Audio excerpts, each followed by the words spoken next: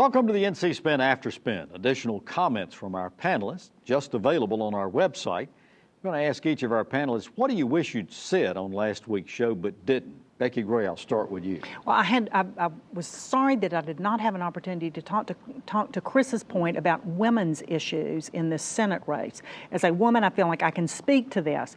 You know, I'm not sure what women's issues are, and we're hearing a lot about that, particularly in the Senate race. One of the candidates is an advocate for women's issues, one of them isn't, and it all seems to be wrapped up in contraceptives and birth control. And I will tell you, as a woman, there are a lot of other issues that we are interested in, things like safe communities, things like taxes, the economy, being able to pay our bills, having opportunities at work, good education for our kids, highways, and being able to get to work and get across the state and the country as we want to, foreign policy issues. Those are women's issues. It's a lot more than contraceptives and birth control. Well, that's the way it was limited.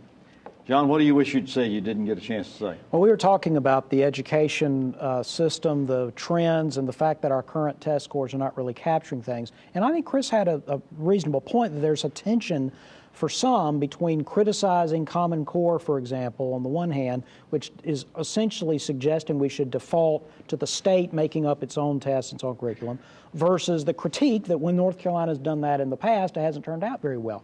Of course, there is a third option, which is to choose real, proven, inexpensive national tests that we already have rather than wasting our money on unproven Common Core exams. I think that's where North Carolina is going. I'm glad they chose the third course. All right. Chris, what do you wish you'd said? Well, we talked a lot about the coal ash commission that was in the legislation that Governor McCrory decided not to sign. Shows you how long I've been on this show. You're going back to, yeah. Governor Easley didn't We're sign it almost either. 16 years old next week. There you go. That Governor McCrory is going to allow to become law. But I think there's a real question about whether or not this bill, the substantive provisions, went far enough. It does allow Duke Energy to maintain a number of coal ash ponds in the current form, unlined, near water supplies. And I think a lot of folks believe that eventually all that ash should be removed and put in safe line landfills, as they are now doing in South Carolina. There are 3 big utilities that have coal ash in the Carolinas. Duke is the only one who is not committed to now to remove all the coal ash from basically a big hole in the ground, and I think you're going to see that happen at some point. Howard Lee, what do you wish you'd say?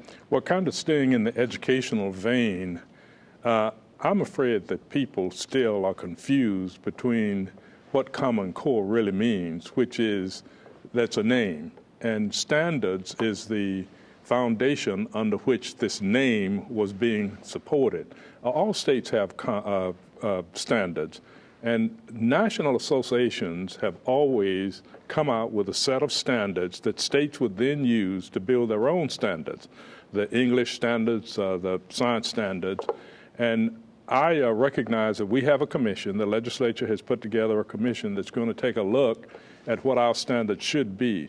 If indeed they don't go down the road of changing things and take a look at the standards associations have put forth, they will find that North Carolina is still pretty much in line, and that all we need to do is to drop the name Common Core if that makes them feel better, but keep these standards and keep moving forward. And to John's point, get some national accredited tests. Absolutely.